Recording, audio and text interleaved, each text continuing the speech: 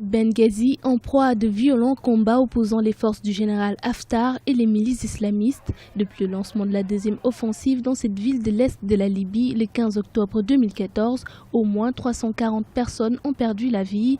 Un contexte qui diminue les chances de voir la situation sécuritaire s'améliorer. Le dialogue sera la solution probable, mais le problème, les conditions d'un dialogue positif n'est pas réuni aujourd'hui. Donc la situation est très chaotique. Il y a des soutiens étrangers à certaines forces, soit islamistes, soit autres, qui empêche vraiment le dialogue. Depuis la fin de la révolution libyenne en 2011, les milices se sont constituées en plusieurs régions militaires et se sont réparties le territoire libyen sans qu'aucun pouvoir central ne puisse les contrôler. La Libye est contrôlée par à peu près 750 milices qui se trouvent dans le nord, est, ouest et le sud-est, ouest.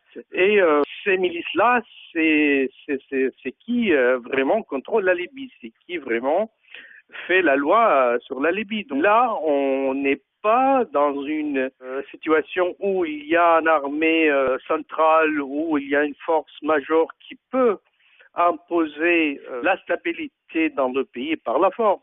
La crise politique et sécuritaire en Libye a atteint un niveau sans précédent. Les affrontements continuent dans plusieurs villes du pays et l'État est au bord de l'effondrement.